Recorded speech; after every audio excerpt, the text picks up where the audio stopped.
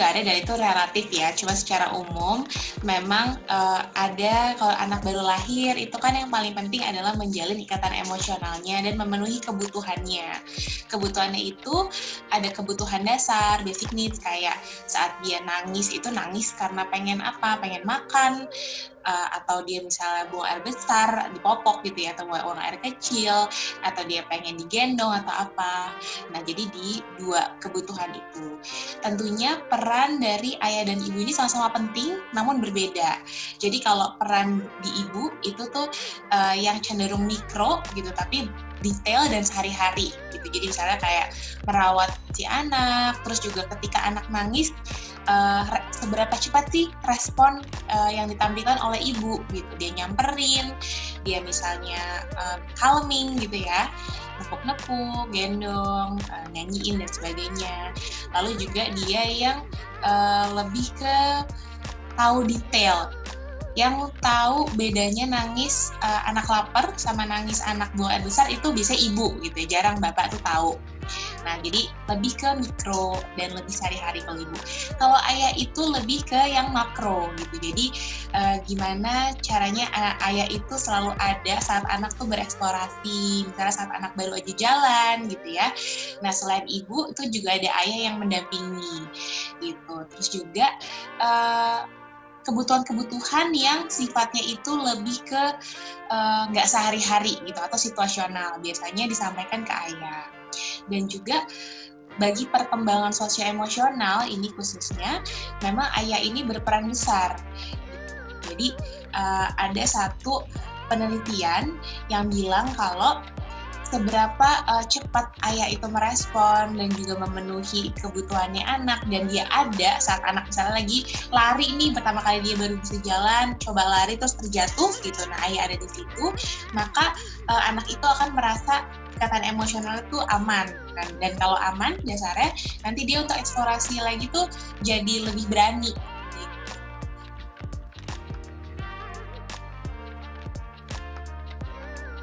Ini aku agak bedain sudut pandang ya dari anak cewek sama anak cowok. Kalau anak cowok tentu saja ayah itu adalah role model laki-laki pertamanya dia. Nggak heran makanya kalau kita lihat gitu ya, ada anak cowok sama ayahnya, biasanya ada tuh perilaku-perilaku atau gerak tubuh mikro yang sama antara anak dengan ayah. Misalnya cara jalan, cara duduk, cara bicara gitu. Nah itu ada. Tapi kalau kita lihat, oh dia kok mirip banget ya sama ayahnya, justru bagus gitu, karena dia berusaha copy. Nah, tapi memang pada dasarnya semua anak seperti itu. Lalu dari gerak tubuh yang mikro tadi, anak laki-laki juga belajar mengenai peran laki-laki itu seperti apa sih gitu. Ini terlepas dari jenis kelamin ya. Kalau jenis kelamin kan memang terberi. Kalau peran ini anak belajar dari lingkungan sosialnya dia. Jadi apa yang diajarkan orang tuanya terutama sebagai ring satu dari faktor lingkungan anak ya, dia itu seperti apa. Nah, misalnya sama anak laki-laki, ayah ini mencoba untuk menanamkan bahwa laki-laki itu harus tanggung jawab atau harus membantu di rumah untuk pekerjaan-pekerjaan tertentu, misalnya yang dinilai terlalu berat untuk perempuan.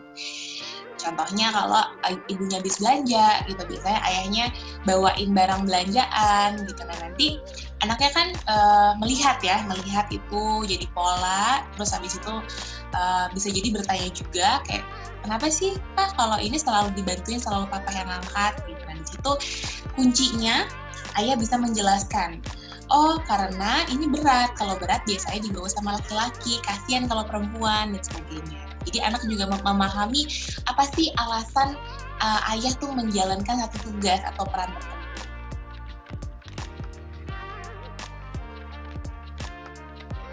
Untuk ayahnya sendiri, sebaiknya memang bikin satu jadwal dan dia komunikasiin itu baik ke istri ataupun ke anaknya.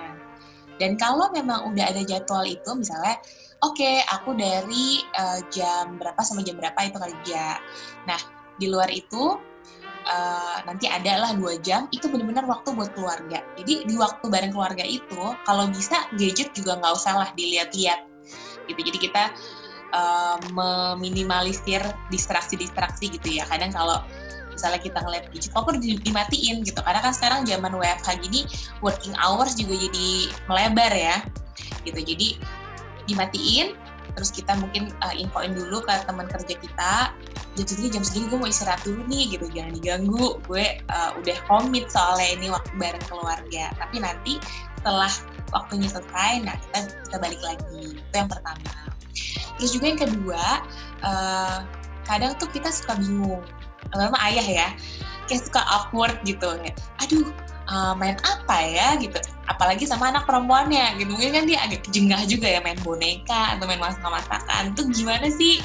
Nah sebenarnya nggak apa-apa juga, biar kita tahu kayak gimana sih anak itu imajinasinya. Dari imajinasi anak tuh sebenarnya kita bisa mengetahui banyak hal, kayak keadaan perasaannya dia seperti apa, atau hal-hal yang penting buat dia di usia sekarang tuh apa sih gitu.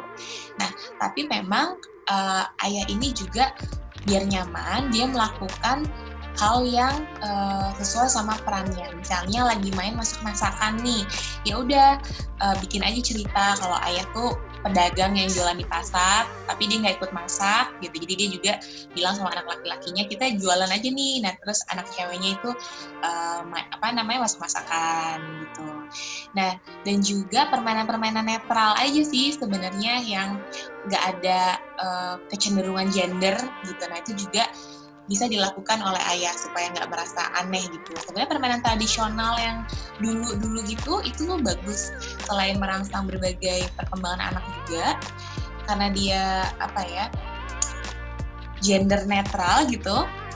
Jadi orang tuh lebih enak lah maininnya, kayak congklak gitu ya, mungkin Mbak Aden tahu kayak congklak itu kan sebenarnya juga nggak ada preferensi gender. Terus board game atau permainan papan gitu ya, kayak ludo, ular tangga. Terus juga kita banyak yang aku perhatiin akhir-akhir ini di beberapa platform penjualan online itu tenda itu tuh lagi banyak juga dijual dan banyak laku.